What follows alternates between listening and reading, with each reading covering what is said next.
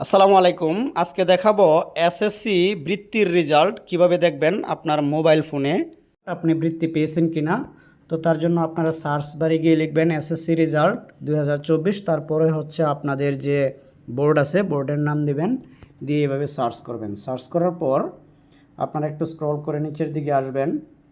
তারপর তো এখানে সার্চ করার পর এখানে দেখতে পাচ্ছেন SSC scholarship result PDF all board. এই লিঙ্কটাকে আপনারা মনে রাখবেন, এখানে ক্লিক করবেন। ক্লিক করার পর এখন দেখতে পাচ্ছেন SSC scholarship result 2024 all board. তো এখান থেকে আপনি একটু স্ক্রল করে নিচের দিকে আসবেন।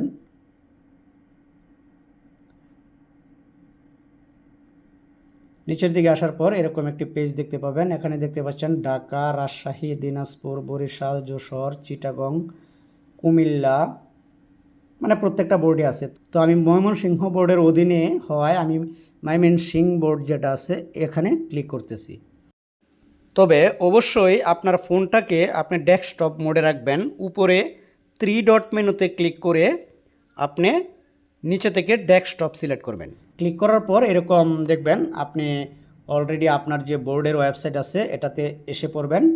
তারপরে এখানে শুধু নিচে এই যে ডাউনলোড অপশনটা দেখতে পাচ্ছেন, এখানে ক্লিক করবেন। এই যে দেখতে পাচ্ছেন এই ডাউনলোডে ক্লিক করলেই আপনার জাস্ট ওয়ান্স ড্রাইভে আমি দিলাম, এই যে দেখতে পাচ্ছেন ডাউনলোড হয়ে গেছে। এখন এখান থেকে আপনি পেজ নাম্বার বা আপনার জেলার নাম, থানার নাম এগুলি দেওয়া আছে। আপনি এখান থেকে আপনার জেলা বা থানা দেখে আপনি আপনার রেজাল্টটা দেখে নিতে পারবেন। তো আমি নেত্রকোনা জেলার, তাই আমি নেত্রকোনারটা খুঁজে বের করব।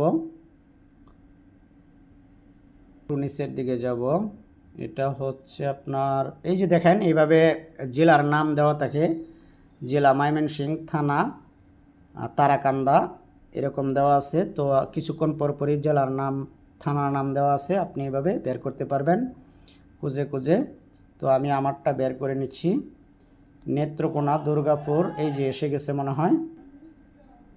এই যে দেখতে পাচ্ছেন আমার যে কাঙ্ক্ষিত যে রেজাল্টটা, এটা হচ্ছে এই দুইটা স্টুডেন্ট আমার যে দেখতে পাচ্ছেন, দুর্জয় চন্দ্র সরকার, নুরুদ্দিন ইসলাম ফাহিম, এই দুইটা পূর্বদলা জেএম পাইলট উচ্চ বিদ্যালয়। এই যে এইভাবে তো আমি আমারটা খুঁজে বের করলাম। ঠিক এইভাবে আপনারা খুঁজে বের করতে পারবেন।